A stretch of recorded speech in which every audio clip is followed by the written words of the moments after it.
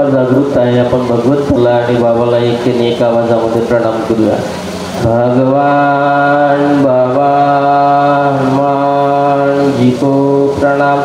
महान त्यागी बाबा जुंदेव जी को प्रणाम।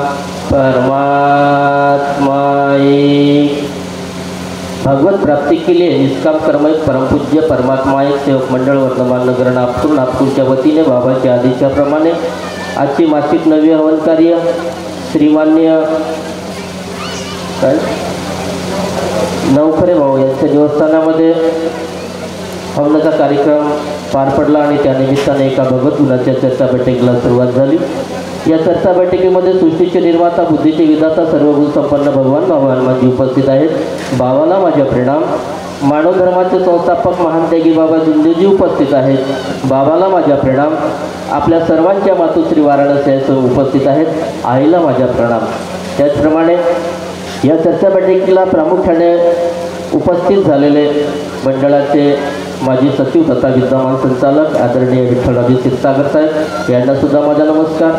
त्याचप्रमाणे या चर्चा बैठकीला प्रामुख्याने उपस्थित झालेले आमचे मार्गदर्शक आंबटकरजी, त्याचप्रमाणे रमेशजी नखाते कामठी, तसेच रविभाऊ कडव तिरोडा, त्याचप्रमाणे रविभाऊ राऊत नागपूर, त्याचप्रमाणे चोपकर साहेब नागपूर, त्याचप्रमाणे दिवटेजी गोपेवाडा, त्याचप्रमाणे कृष्णाजी लेंडे मार्गदर्शक मोहगाव देवी, त्याचप्रमाणे मंचकावर आदरणीय सागरभाऊ टाले, संदीपभाऊ टाले, शंकरभाऊ सरनागत, सुभाषजी दहेकर, तसेच या कार्यक्रमाचे सूत्रसंचालन करणारे एक चांगले कवी अहिरकरजी आणि त्या ठिकाणी भगतजी मार्गदर्शक, दुसरे अजून एक मार्गदर्शक आहेत। या ठिकाणी 2020मध्ये याची नियुक्ती झाली। उपस्थित आदरणीय मंचकावर विराजमान कैलासजी कडव, आदरणीय ज्येष्ठ सेवक सेविका बालगोपाल, बाहेरून आलेले संपूर्ण सेवक माझे बालमित्र, या सर्वांना माझा आदरपूर्वक नमस्कार। पहा सुंदर सुंदर या ठिकाणी अनुभव मिळालेले आहेत। परंतु माझं एक सांगणं आहे की मार्ग हा शब्दाचा आहे आणि जो आपण परमेश्वरात समोर शब्द ठेवतो ते शब्द परिपूर्ण करणं हे आपल्या मानव धर्माची शिकवण आहे आणि परमेश्वर तो शब्दावर कार्य करतो। माझी अशी पद्धती झाली यावेळेस मी कधीच महाअध्यक्षपद कधी घेत नाही, कारण आपण वेळेकाळानुसार आपण वेळ वाढवत असतो। मला वेळ वाढवून देण्याचा अधिकार बी नाही आणि मी माझी त्या लायकीमध्ये मी बसत बी नाही। प्रत्येकाला मर्यादा आहे, प्रत्येकाला बाबाने शिकवण दिलेली आहे, त्या शिकवणीचा सर्वांनी पालन करण्याचा प्रयत्न करावा। मर्यादा आहे, प्रत्येक गोष्टीची मर्यादा, संचालकालाही मर्यादा आहे, या मानव धर्माचा जो आमचा सर्व आम्ही अध्यक्ष समजतो त्यांनाही मर्यादा आहे, तुम्हालाही मर्यादा आणि मलाही मर्यादा आहे।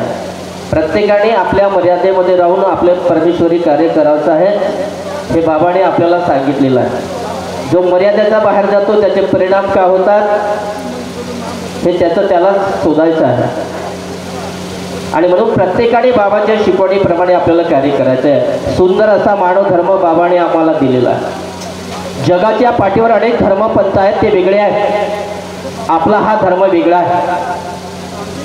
माणुसकीनं चालण्याचा, माणुसकीनं बोलण्याचा, माणुसकीनं वागण्याचा हा आपला मानव धर्म आहे। तेच बाबाने आम्हाला शिकवलेलं आहे आणि त्या शिकवणीप्रमाणे तुम्हाला मला प्रत्येकालाच चालायचं आहे। वेळ खूप झालेली आहे, या ठिकाणी चांगलं चांगलं अमृत तुम्हाला मिळालेलं आहे। तुमचं पोट कदाचित भरलेलंही असेल, जेवणाची गरजही भासणार नाही, कारण बरेच लोक नागपूरचे लोक डबे बी घेऊन आले त्या ठिकाणी। तर मला असं वाटतं की आपण मी 1-2 तास अजून बोललं पाहिजे, कारण दिवसभरापासून तुमचा पोट या ठिकाणी भरलेलंच आहे। असं अमृत या ठिकाणी मिळालं आहे तुम्हाला, मला सांगण्याची आता गरजच भासत नाही की जे मला सांगायचे होते रविभाऊ कडवनी सांगून दिलं, क्षीरसागर साहेबांनी सांगितलं, चोपकर साहेबांनी सांगितलेलं, माझ्याला तर राहायला काहीच नाही। आता माझी सर्वात मोठी फजिती झाली आहे, तर तुम्हाला मी काय सांगावं। परंतु हा शब्दाचा धर्म आहे, शब्द सांभाळून बोललं नाही, शब्दाला हात पावत. एक शब्द करे घावं, एक शब्द करे औषध. म्हणून माझ्या सेवकाला सांगणं आहे कि सोच कर तुम चलना रे, बाबा को कभी न भूलना रे. सोच कर तुम चलना रे, बाबा को कभी न भूलना रे. तत्व शब्द का पालन करना, तत्व शब्द का पालन करना. नियमों से चलना रे, बाबा को कभी न भूलना रे. जे बाबाने आपल्याला तत्व शब्द नियम दिलेला आहे त्या तत्व शब्द नियमाने चालायचं आहे. मला हा मानव धर्म मिळाला नसता, बाबाने जर त्याग केलाच नसता तर सांगा माझ्या सेवक बांधवांनो, सेविकांनो, या चितापूर गावाला येण्याचा प्रसंग आलाच नसता. आमचे चरणेजी मार्गदर्शक यांनी या भगवत कार्याचा लाभ आम्हाला मिळवून दिला. सुंदर असं कार्यक्रमाचे या ठिकाणी नियोजन केलं. परमेश्वरी कृपेचा प्रसाद आम्हाला या ठिकाणी मिळाला. सुंदर सुंदर विचार या ठिकाणी मिळाले. बाबांनी सर्वाला स्वावलंबी बनवलं. आपल्याजवळ ही कृपा ठेवली नाही. बाबाच्या कुटुंबावर दुःख होतं आणि बाबाने दुःखाचं निवारण करण्यासाठी, ही भगवत कृपा प्राप्त करण्यासाठी ज्या संन्यासाने बाबाला विधी लिहून दिली त्या विधी लिहून घेऊन बाबाने कुटुंबाच्या समोर विषय ठेवला. परंतु कुटुंबातला एकही व्यक्ती विधी करायला तयार झाला नाही. बाबाच्या कुटुंबाला एवढे दुःख होतं की एक सिटी वाजला का एक जीव जात होता. अशा प्रकारची दुखापती बाबाच्या परिवारावर होती आणि त्या दुःखातून निवारण करण्यासाठी बाबाने तांत्रिक मांत्रिक वैद्यवाणी पडण्या पुजाऱ्याच्या माध्यमातून हवन पूजा अर्चना केली, परंतु समाधान मिळाले नाही. परंतु त्या संन्यासांनी बाबाने जो मंत्र दिला त्या मंत्राद्वारे तुम्ही आपल्या कुटुंबाचं कल्याण करू शकता आणि म्हणून बाबाने ती विधी आपल्या परिवाराच्या समोर ठेवली. परंतु परिवारातील एकही व्यक्ती विधी करायला तयार झाला नाही, कारण विधी एवढी सोपी नव्हती. आम्ही फक्त सकाळी उठून अगरबत्ती लावली, परमेश्वराला मरण्याचं वचन दिला, परमेश्वराने आमचे दुःख ऐकलं आणि सुखाचा मार्ग आम्हाला मिळाला. पण बाबाच्या कुटुंबामध्ये जे दुःख होते ते दुःखावर मात करण्यासाठी बाबाने ही विधी केली. विधी करत असताना बाबाच्या समोर अनेक संकट आलं. त्या संकटावर मात करून बाबांनी ती परमेश्वरी कृपा प्राप्त करून घेतली आणि या जगामध्ये कितीतरी दुःखी मानव आहे, त्या दुःखी मानवापर्यंत ही परमेश्वरी कृपा पोहोचली पाहिजे म्हणून बाबांनी मिळेल त्या साधनाचा वापर करून निष्काम भावनेने बाबांनी ही परमेश्वरी कृपा या दुःखी मानवापर्यंत पोहोचण्याचं महान कार्य आमच्या महान त्यागी बाबा जुंदेजुनींनी निष्काम भावनेने केलेलं आहे. या मानव धर्मामध्ये येणारा प्रत्येक माणूस दुःखी आहे. कोणी सुखी आलेला नाही आणि सुखी येणार सुद्धा नाही. या मानव धर्मामध्ये येणारा प्रत्येक माणूस हा दुःखी होता. कोणी टीबीने होता, कोणी महारोगाने होता, कोणी कॅन्सरने होता, कोणी फिटने होता, कोणी मिरगीने होता, कोणी पागल होता, कोणाला सिकल सेल होती, कोणी भूतबाधेने त्रस्त होता, कोणी व्यसनाधीन होता. असे दुःखी लोक या मानव धर्मामध्ये येऊन सुखी झाले. एक रुपयाही लागला नाही असा सुंदर मानव धर्म आमच्या महान त्यागी बाबा जुंदेजुनी आम्हाला दिलेला आहे. मग एवढी कृपा आमच्याजवळ असताना आम्ही का भटकतो? का आमच्या मनामध्ये विचार गलत उलट पुलट येत असतात? आम्ही आमचे मानव धर्माची शिकवण काय आहे? आम्ही कुणाजवळ बसलो पाहिजे? कुणाचे विचार ऐकलं पाहिजे? आमची धर्माची शिकवण काय आहे? जो बाबाने या मानव धर्माचा जो संविधान लिहिला 4 तत्व 3 शब्द 5 नियमाचा, तो संविधान आमच्या जीवनामध्ये कामी पडणार आहे. जो डॉक्टर बाबासाहेब आंबेडकरांनी जी घटना लिहिली त्याच प्रकारे महान त्यागी बाबा जुंदेजुनी या मानव धर्माचा जो संविधान लिहिला 4 तत्व 3 शब्द 5 नियमाचा, त्या संविधानाच्या आधारे आपलं जीवन आम्हाला सफल करायचं आहे. मग आम्ही कुणाच्या सोबतीला राहिलो पाहिजे, कुणाच्या संगतीला बसलो पाहिजे, कुणाचे कसे विचार असतात त्याचं आपण पालन कसे करतो हे आपल्यावर अवलंबून आहे.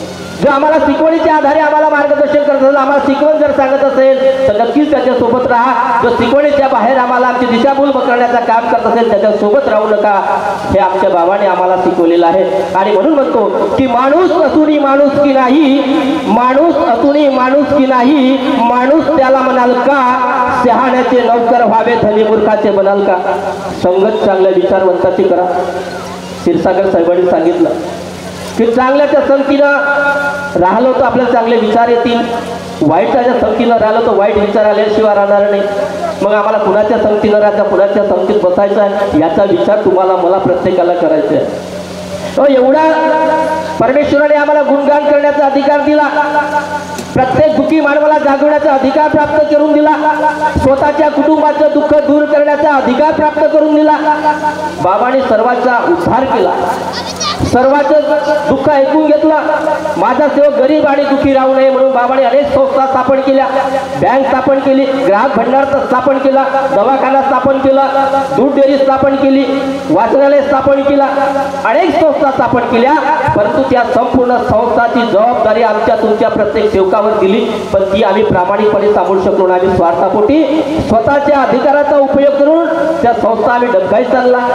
बाबाने आपला नाव दिला नाही, आमच्या सेवकाचं नाव दिला. एवढे मोठं कार्य आमच्यासाठी केलं तरी आम्ही त्या कार्याला समजू शकलो नाही. एवढा सुंदर मानव धर्म बाबाने आम्हाला दिलेला आहे, परंतु आम्ही समजू शकलो नाही. कुटुंबामध्ये एखाद्याला दुखापती झाली, त्याला दुःखातून निवारण करण्यासाठी बाबाने आम्हाला तीर्थ बनवण्याचा अधिकार दिला. केवढाही मोठा दुःख असो, जो माणूस या मानव धर्माचा पहिल्यांदा स्वीकार करतो, जो दुखापतीमुळे या मानव धर्मामध्ये येतो, त्याला तो मार्गदर्शन सांगते की 7 शब्दाचा, 3 शब्दाचा, 11 शब्दाचा, 21 शब्दाचा तीर्थ बनवायचा अधिकार सांगतो. त्या तीर्थामुळे मानवाचे मोठमोठे दुःख दूर होतात. एवढा अधिकार आमच्या जवळ आहे, परंतु आम्ही त्या अधिकाराला समजू शकलो नाही, संस्था आम्ही सांभाळू शकलो नाही. आज आपल्याकडे एक परमपूज्य परमात्मा सेवक मंडळ आहे. त्या मंडळाचे कार्य आम्हाला या दुःखी मानवापर्यंत पोहोचवण्याचा अधिकार आम्हाला आहे, तुम्हाला प्रत्येकाला आहे. प्रत्येकाला जागवण्याचा अधिकार आहे, फक्त 11 लोकांना नाही. प्रत्येकाला अधिकार आहे एक सेवक जागवण्याचा, आणि ते कार्य तुम्हाला मला प्रत्येकालाच करायचं आहे. आणि म्हणून म्हणतो, एका बाबाच्या तीर्थाना, एका बाबाच्या तीर्थाना दुःखदारी व मिटली, कसा भ्रष्टाचार केला नाही शरम वाटली, कसा भ्रष्टाचार केला नाही शरम वाटली. ज्या बाबांनी अनेकांचे मोठे मोठे दुःख दूर केलं या तीर्थामुळे, तो तीर्थ आपण दुःखी मानवाला दिलो तर संकट नाही सणामध्ये होते. मग एवढी कृपा आमच्या जवळ असली तरी आम्ही पदाचे खूप लालची, खुर्चीसाठी मनमाने भटकतो. म्हणतो गरीबदासला म्हणलं, पैशासाठी खुर्चीसाठी मरते, आणि मानव धर्म बदनाम करते. बाबा सांगून गेले सर्व सेवकाले, बाबा सांगून गेले सर्व सेवकाले, काही काही पदार्थ तरी मनमानी करते. पैशासाठी खुर्चीसाठी मरते, मानव धर्म बदनाम करते. सेवक भाऊ म्हणतो आपण आपला, काही सेवकाने भाऊ प्रेमात गळा कापला. नाही सवय गेली वाईट संगत लागली, नाही सवय गेली वाईट संगत लागली, कसा पापाचा घडा भरते. पैशासाठी खुर्चीसाठी मरते, मानव धर्म बदनाम करते. ते आम्हाला कॅरी करायचे नाही. आम्हाला स्वाभिमानी आपलं जीवन जगायचं आहे. आम्हाला कुणाच्या लालचमध्ये जायचं नाही. जे बाबाने आम्हाला जे शिकवण दिलेली आहे त्या शिकवणीच्या आधारे आम्हाला चालायचं आहे. मी या मानव धर्मामध्ये येण्याच्या अगोदर दुःखामध्ये होतो. माझे वडील खुनाचे ठसे फेकत होते, माझा शेवटचा करार होता. परंतु या मानव धर्माचा प्रसार आणि प्रचार नव्हता. मी 21/3/1978 या मानव धर्माचा एक त्यागी सेवक झालो. 21/3/78 तेव्हा या मानव धर्माचा प्रसार आणि प्रचार भंडारा गोंदिया जिल्ह्यामध्ये कमी प्रमाणात होता. त्या ठिकाणी या मानव धर्माची जेव्हा माहिती मिळाली तेव्हा आम्ही त्या कार्यकर्त्याकडे गेला, मरण्याचा वचन दिला, आणि त्या कार्यकर्त्यांनी सांगितल्याप्रमाणे आम्ही परमेश्वराला दुःख सांगितलं. परमेश्वराने सणामध्ये आमचे दुःख दूर केलं. आम्ही त्या दिवसाला कधीच विसरलो नाही आणि विसरणार सुद्धा नाही. किती काही संकट आमच्यावर आले तरी आम्ही डगमगणार नाही. आमचं पदही गेलं किंवा आम्हाला संधी कुठे मिळाली नाही तरी आम्ही त्याचा कधी मोह केला नाही आणि मनामध्ये कसल्याच प्रकारची शंका कुशंका निर्माण केली नाही. जे परमेश्वराला आम्ही मागतो तो परमेश्वर नक्कीच आम्हाला देत असतो. परंतु त्यासाठी आपले कर्म आम्हाला बनवा लागेल. हे शिकवण बाबाच्या ते डोळ्यासमोर ठेवून कार्य करावं लागेल. कसल्याच गोष्टीची कमतरता भासणार नाही हे बाबांनी सांगितलेलं आहे. आणि म्हणून प्रत्येकाने स्वावलंबी जीवन जगा. कुणाच्याही मागे धावू नका, कुणाच्याही कान खाऊ नका, कुणाच्याही निंदा करू नका. एवढं स्वाभिमानानं बाबांनी आम्हाला जीवन जगण्याची प्रेरणा दिली. कसल्याच प्रकारची चिंता करण्याची गरज नाही. एवढं धनवान आणि गुणवान आमच्या महानतेकी बाबा ज्योतिजीने आम्हाला केलेलं आहे. म्हणून प्रत्येकाने या मानव धर्मामध्ये शब्द सांभाळून बोला. तुम्हाला त्याचा एक छोटासा 2 मिनिटाचा उदाहरण सांगतो. एक बाई होती, माझ्या तुमसतीच आहे, बडवा एक नावाची. मार्गामध्ये सेवकीने 2-3 वर्ष झालेले होते. परंतु तिचा मुलगा होता 16 वर्षाचा. तो नेहमी मुलगा शाळेतून आल्याच्या नंतर मम्मीच्या मागे लागायचा. त्याची आई कुठेही कोणत्या कार्यक्रमाला जायची, हा मुलगा तिच्या मागे लागायचा. आणि एक दिवस काय झाला, परमेश्वराला शब्द भासला नाही आणि तो मुलगा पुन्हा आपल्या आईच्या मागे लागला. आईच्या मागे लागल्याच्या नंतर आई त्याला रागामध्ये काय म्हणते, अरे नेहमी नेहमी म्हणते तू माझ्या मागे येतेस, म्हणते नेहमी नेहमी माझ्या मागे मागे लागतेस, म्हणे चल म्हणे आता तू म्हणे दूध पाजतो म्हणे. आईने शब्द दिला आणि परमेश्वराने तो शब्द ऐकला. 16 वर्षाचा मुलगा होता. आईला दूध यायला लागलं.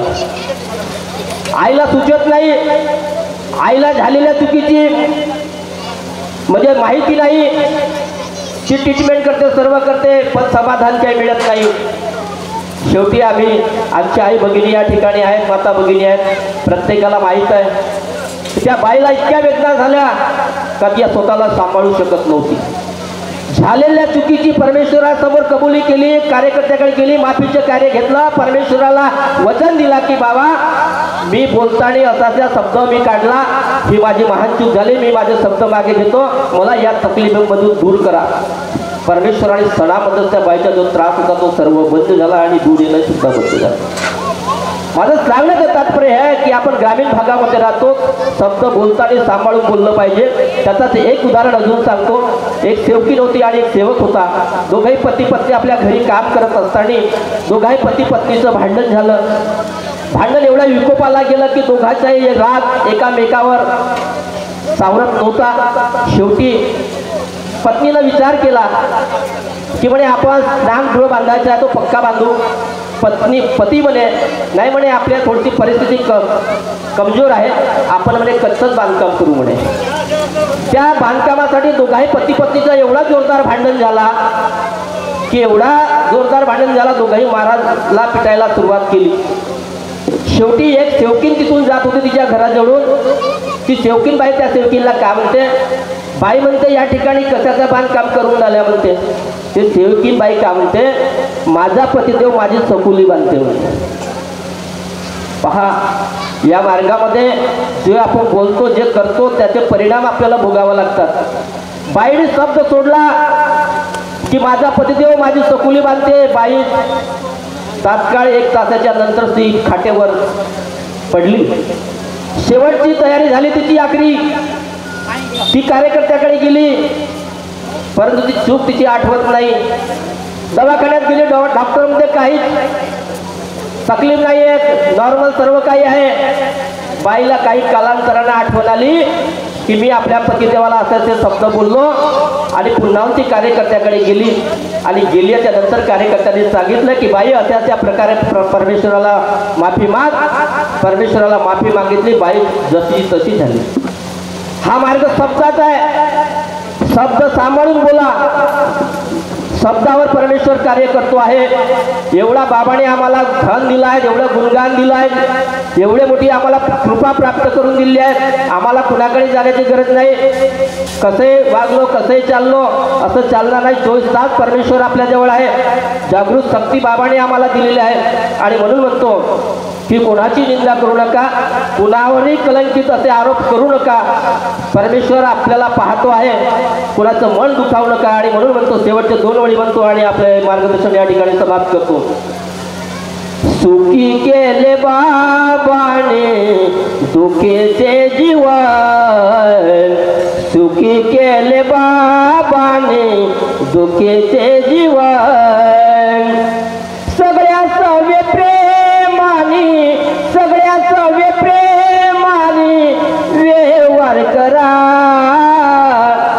सुखी केले बाबाने दुखीचे जीवन सगळ्यात प्रेमाने व्यवहार करा दिन दुबळ्याला हो पदरी धरा वाईट बोलून कोणाचे निंदा करून कोणाचे दुखवून काम सुखी केले बाबाने दुखीचे जीवन सुखी केले बाबाने दुखीचे जीवन आपल्या बाबाने फुंकामध्ये आपल्याला दुःखातून मुक्त केलेला आहे मार्गदर्शकही निष्काम भावनेने कार्य करत आहे मार्गदर्शक आपल्या शिकवणीप्रमाणे आम्हाला जर कार्य सांगत असेल तर नक्कीच मार्गदर्शकाची ऐका जर मार्गदर्शक आम्हाला शिकवणीच्या बाहेर जर सांगत असेल आमची दिशाभूल जर करत असेल तर त्याच्यापासूनच सावध राहण्याची गरज आहे आयोजकांनी या ठिकाणी सुंदर अशा कार्यक्रमाचं आयोजन या ठिकाणी केलेलं आहे मला तुमच्यासोबत बोलण्याची संधी मिळाली